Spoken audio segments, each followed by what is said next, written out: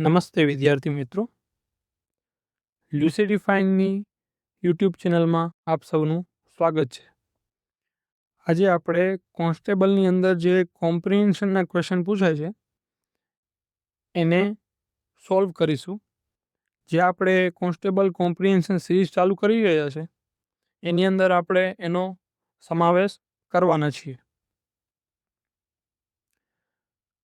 આ સિરીઝનો મુખ્ય હેતુ એ છે કે આપણી સ્પીડ વધે, એક્યુરેસી વધે અને જેનાથી આપણું વહેલી તકે સિલેક્શન થઈ જાય. અને આપણે આની અંદર 10 ક્વેશ્ચન સોલ્વ કરવાના છીએ અને એ લ્યુસિડિફાઇંગની અલગ પેટર્ન દ્વારા. તો આપણે સૌપ્રથમ એ સમજી લઈએ કે લ્યુસિડિફાઇંગ એટલે શું, શા માટે આટલું ફેન્સી નામ રાખવાની જરૂર છે. તો આનો મતલબ થાય છે કે એકદમ સિમ્પલ બનાવો કોઈ પણ બાબતને. કોઈ કોન્સેપ્ટ હોય, કોઈ ફેક્ટ હોય કે કોઈ પેટર્ન હોય અથવા તો કોઈ મેથડ હોય, એને કોઈ કોમ્પ્લેક્સ એટલી બનાવવાની જરૂર નથી કે જે કોઈને સમજાય જ નહીં. પણ મોટા ભાગના ક્વેશ્ચન એવા આવે છે કે જે એકદમ સિમ્પલ ટેકનિકથી સોલ્વ થઈ જાય છે. તો આપણો પ્રયત્ન એ રહેશે કે આપણે મેક્સિમમ એફર્ટ્સ ક્વેશ્ચનને સિમ્પલ બનાવવામાં આપશું, જેનાથી આપણે માર્ક્સમાં પણ ઇમ્પ્રુવમેન્ટ થશે અને ઓવરઓલ સ્કોર પણ સારો થઈ શકશે. અને આની અંદર આપણે એ જોઈશું કે આપણે 10 ક્વેશ્ચન સોલ્વ કરીશું અને એને 10માંથી 10 માર્ક્સ કેવી રીતે આવે એના ઉપર વધારે ફોકસ કરીશું. આપણે આજે શું કરવાના છીએ, તો ટોટલ 10 ક્વેશ્ચન સોલ્વ કરીશું કે જે PYQમાં આવેલા છે. લાસ્ટ જે 2025ની જે એક્ઝામ થઈ ગઈ છે કોન્સ્ટેબલની, એની અંદર જે પૂછાયેલા ક્વેશ્ચન છે એને આપણે સૌપ્રથમ સોલ્વ કરીશું. અને આપણે બીજી વાત એ સમજી લઈએ કે આપણે કઈ રીતે સોલ્વ કરવા જોઈએ ક્વેશ્ચન. તો આપણે માર્કેટમાં અત્યારે એક પદ્ધતિ ચાલે છે કે લગભગ મોટા ભાગના લોકો યુઝ કરે છે કે જેમાં પહેલા ક્વેશ્ચન વાંચવાને બદલે પેરેગ્રાફ વાંચવામાં આવે છે. કે પહેલાં પેરેગ્રાફ વંચાય, પછી ક્વેશ્ચન વંચાય અને પછી એનું સોલ્યુશન લાવવામાં. પણ આપણે એવી રીતે નથી કરવાનું. એમાં ટાઈમ પણ બગડે છે અને આપણી એક્યુરેસી પણ ખરાબ થાય છે. અને આપણે અત્યારે કઈ ટ્રીક યુઝ કરશું, તો સૌપ્રથમ આપણે પ્રશ્નોને વાંચવાના છે અને એને પછી આપણે એની અંદર જે એલિમિનેશન થતું હશે એ આપણે એલિમિનેશન કરશું. અને ત્યારબાદ જો આપણને એલિમિનેશન ન થાય અને આપણે પેરેગ્રાફ વાંચવાની જરૂર પડે તો આપણે પેરેગ્રાફ પણ વાંચીશું અને સીધા જવાબ મેળવીશું, જેનાથી આપણી એક્યુરેસી 100% થઈ ગઈ. અને બીજી વાત એ સમજી લઈએ કે શા માટે આ ટેકનિક યુઝ કરવી જોઈએ. તો ઘણીવાર એવું થાય છે કે ક્વેશ્ચન સીધા પેરેગ્રાફમાંથી નથી હોતા, એના બદલે એનો બીજો ડાયમેન્શન હોય છે કે જે પેરેગ્રાફમાં નથી આપેલો હોતો. અને જો આપણે ઘણીવાર પ્રોપર કોન્સેપ્ટને ન સમજ્યા હોય તો આપણે એક્યુરેસી ખરાબ કરીએ છીએ અને અમુક ક્વેશ્ચન આપણા ખોટા પડે છે. તો આપણને એ બાબતનું ખાસ ધ્યાન રાખવું જોઈએ અને એના બદલે આપણે આ ટ્રીકનો યુઝ કરવો જોઈએ. અને એ વાત ખાસ કે જેને યોગ્ય લાગે એ જ આ ટ્રીક યુઝ કરવી. બાકી એવું કોઈ જરૂરી નથી કે આ ટ્રીકથી જ વધારે માર્ક્સ આવે છે. બીજી કોઈ ટ્રીક્સ તમને સારી લાગે તો એ પણ યુઝ કરી શકો છો તમે. તો આપણે અહીંયા સૌપ્રથમ પેરેગ્રાફને સોલ્વ કરીશું. તો આપણે પહેલાં એ જે મેથડ સમજી લીધી છે કે પહેલાં આપણે ક્વેશ્ચનને જોવાના છે અને પછી જ પેરેગ્રાફને જોશું. તો આપણે એ રીતે સોલ્વ કરવાનો ટ્રાય કરીએ. તો પ્રથમ ક્વેશ્ચન છે, માનવીના જીવન કેન્દ્રમાંથી શું ખસી ગયું છે? મૂલ્યો, અભિપ્રાયો, પુરાવા, બજાર. આ સીધે પેરેગ્રાફમાંથી જવાબ હશે એટલે આપણે ઉપરથી લઈશું એને. ત્યારબાદ બીજો ક્વેશ્ચન, બજારની સ્થિતિ શું છે? અકળ છે, સંકોચાયેલ છે, સ્થગિત છે કે વિસ્તરેલ છે? અહીંયા આપણે જોવાનું છે કે આપણે પોઝિટિવ અને નેગેટિવ એવી રીતે ઓપ્શનને એલિમિનેટ કરશું. તો અકળ, સંકોચાયેલ અને સ્થગિત એ ત્રણે નેગેટિવ બાબત છે અને આ એક પોઝિટિવ બાબત છે. એટલે જે ચારમાંથી જે અલગ પડતું હશે એને આપણે આન્સર કરીશું. એટલે આન્સર થશે ડી. ત્યારબાદ માનવીનો વર્તમાન કેવો છે? સુખી છે, વિઘટન પામી રહ્યો છે, વિકસી રહ્યો છે કે સંતુલન સાધી રહ્યો? તો અહીંયા આપણને ધ્યાન આવશે કે તો અહીંયા આપણે જોશું કે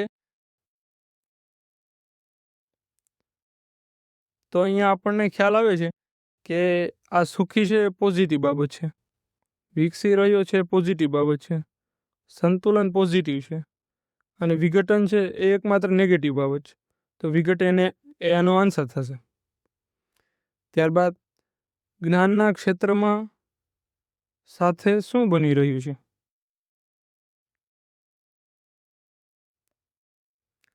ત્યારબાદ જ્ઞાનના ક્ષેત્ર સાથે શું બની રહ્યું છે? તો સંદિગ્ધ, સંકુલ, સંકોચન અને વ્યાપક.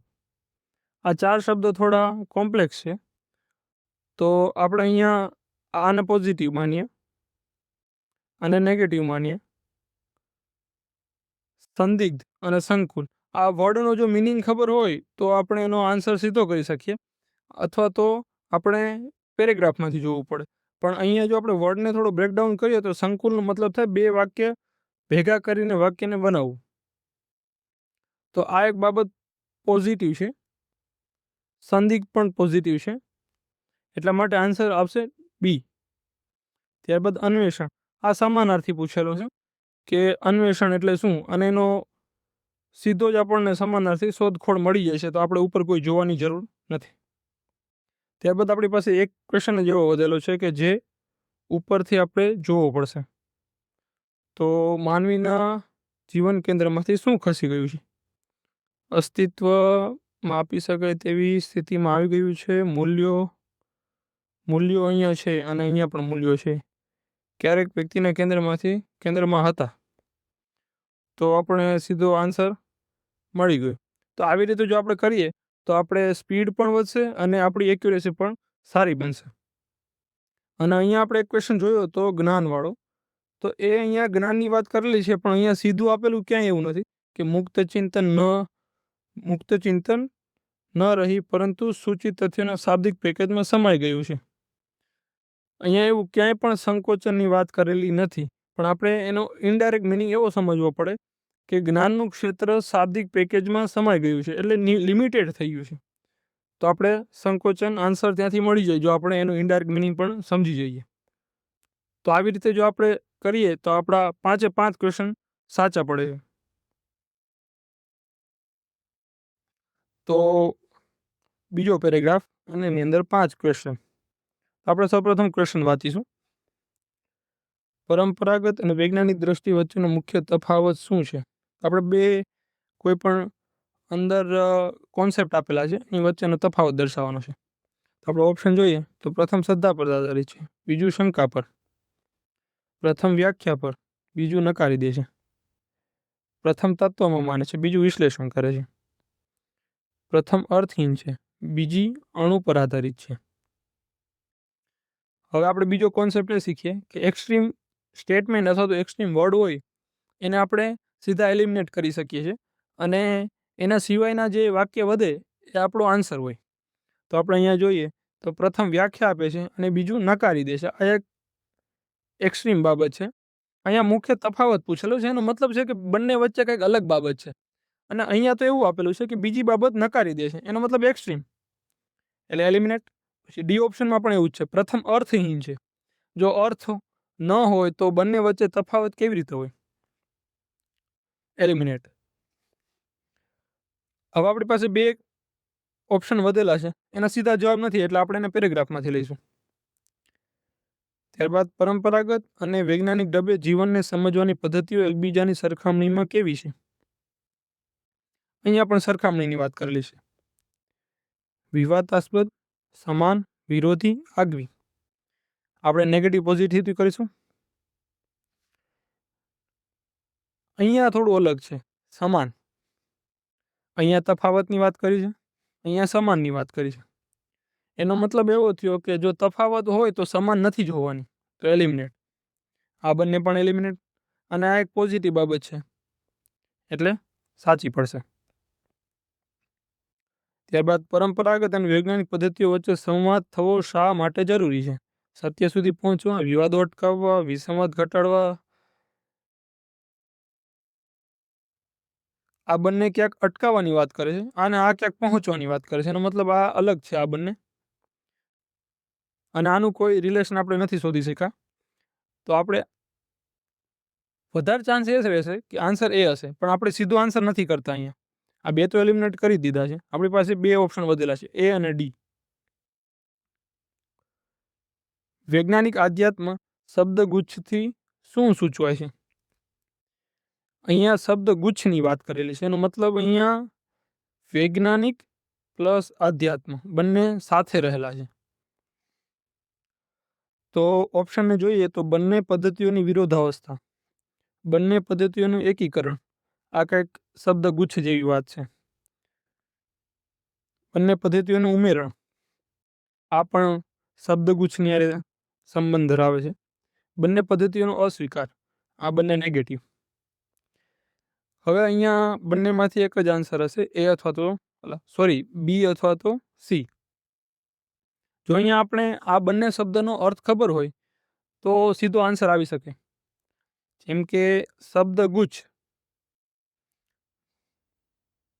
શબ્દગુચ્છનો અર્થ શું થયો કે બંને વચ્ચે કંઈક સંબંધ છે અને બંને એકબીજા સાથે જોડાયેલા છે.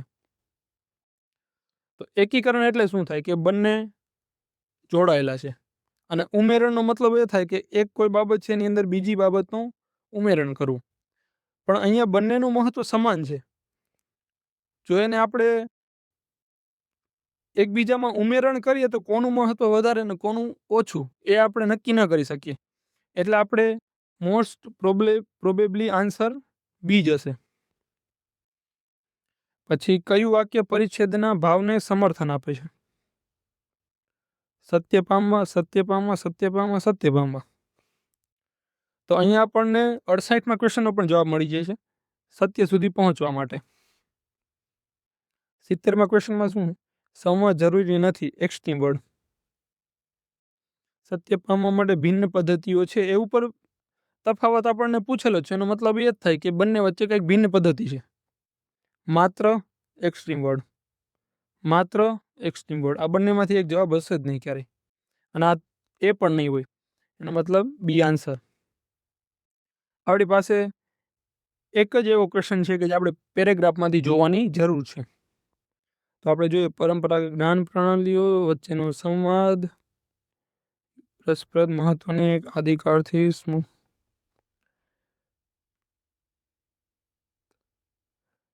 દ્રષ્ટિ વિશ્લેષણાત્મક છે.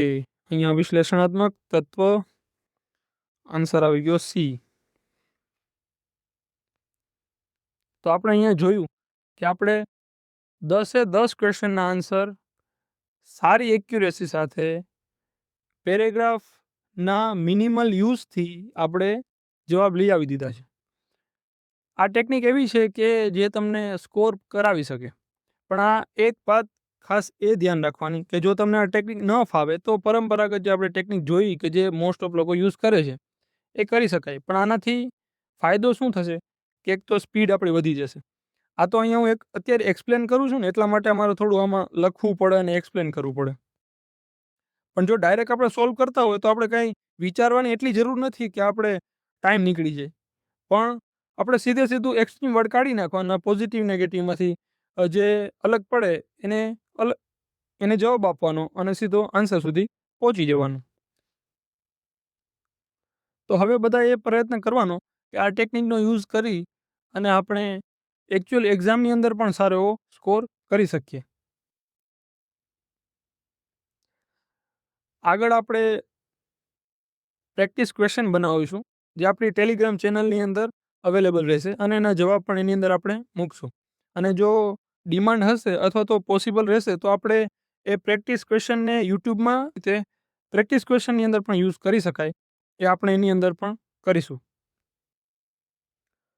અત્યારે આપણા ઇનિશિયેટિવ પણ ચાલે છે ટેલિગ્રામની અંદર કે જેમાં આપણે જીપીએસસીના પીવાયક્યુનું એનાલિસિસ કરીએ છીએ કે જે એસટીઆઈની એક્ઝામ અથવા તો બીજી કોઈ પણ એક્ઝામ જે પ્રીવિયસ લેવાઈ ગઈ છે એના ક્વેશ્ચન કેવી રીતે રિપીટેશન થાય છે, સેમ ટુ સેમ વર્ડ અથવા તો same to same theme, same to same વાક્યનું રિપીટેશન થાય છે, એને આપણે એનાલિસિસ કરીએ છીએ અને ટેલિગ્રામ ચેનલની અંદર મૂકીએ છીએ.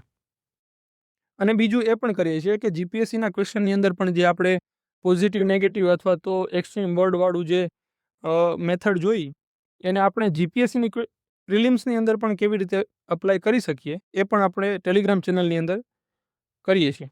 ત્યારબાદ કરંટ અફેર્સ પણ આપણે ટેલિગ્રામ ચેનલમાં રેગ્યુલર મૂકીએ છીએ, તો એ પણ આપ જોઈ શકો છો. આ પીડીએફની લિંક પણ આપણને અવેલેબલ થઈ જશે. એ આપણે ટેલિગ્રામ ચેનલની અંદર આપણે મૂકી દઈશું અને ચેનલની લિંક આપણે ડિસ્ક્રિપ્શનમાં પણ મૂકી દઈશું. તો આ વિડીયોને આપણે અહીં સમાપ્ત કરીએ છીએ. તો થેન્ક યુ ફોર વોચિંગ.